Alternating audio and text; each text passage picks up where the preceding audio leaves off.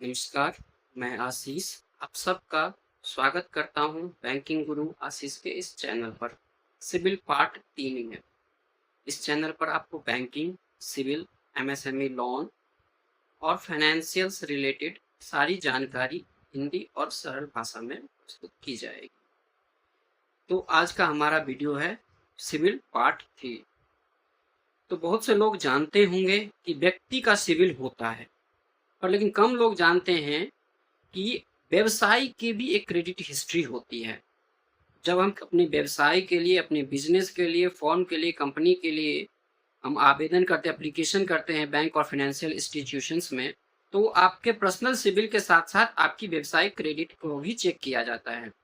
उसी व्यवसायिक क्रेडिट को एक नाम दिया गया है जिसका नाम है कमर्शियल सिविल, CMR। इसके भी जैसे मैंने बताया कि पर्सनल सिविल का भी एक रेंज होता है, वैसे ही इसका भी एक रेंज होता है, बट इसका रेंज जो होता है वो एक रैंक दिया गया है 1 to 10, यानी कि 1 से 10 के बीच में हमारी कॉमर्शियल सिविल की एक रैंक होती है। तो जब आप आवेदन करते हैं तो आपका पर्सनल सिविल चेक किया जाता है, फिर आपका कॉमर्शियल सिविल चेक किया जाता है। उस कमर्शियल सिविल के बिहाफ पर फिर बैंक जो है वो आपको आगे की कार्रवाई लोन के लिए आगे बढ़ती है। तो उस कॉमर्शियल सिविल में अब हम जानते हैं कि ये जो 1 से 10 तक का है, ये इस रैंक की क्या मतलब होती है। तो जैसे कि देख लेंगे एक से लेकर के जो 3 तक की रेंज, ये बहुत बड़ी बेस्ट रेंज है। इससे आपके क्रेडिट हिस्ट्री, आपके व्यवसाय के बारे में पता चलता है कि आपके कोई भी ओवरड्यू नहीं है, आपकी व्यवसाय की जो रीपेमेंट हैं वो सारे टाइमली पेमेंट हो रहे हैं।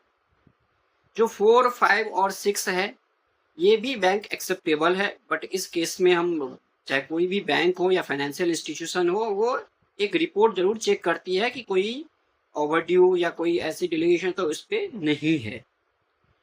जो 6 से बियॉन्ड हम आते हैं, 7, 8, इसमें बैंक आपको 7, 8 पर लोन नॉर्मली नहीं प्रोवाइड करता है।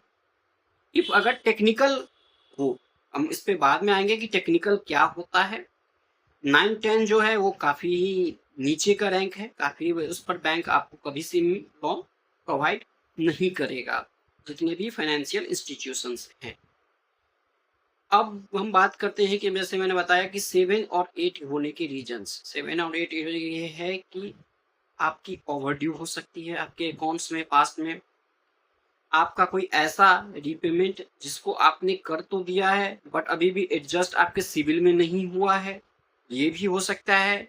या फिर आप कभी कंपनी को गारंटी प्रोवाइड किया जाता है दूसरे कंपनी के बिहाफ पर, एज अ गारंटर भी आपको अगर ओवरड्यू आ रहा है या कोई किसी मैन पे है, तो भी आपकी सिविल जो है वो 7, 8, 9 दिखा सकता है।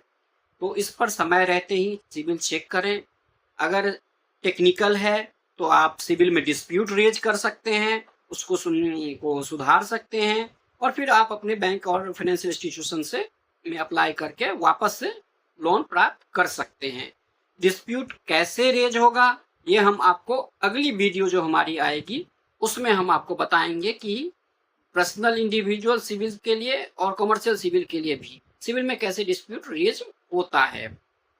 तब तक हमारे साथ बने रहिए इस चैनल पर। इस चैनल को सब्सक्राइब करिए, लाइक करिए, कमेंट करिए। ऐसे ही हिंदी में सरल भाषा में बैंकिंग और फाइनेंशियल रिलेटेड टर्म्स को जानने के लिए। नमस्कार।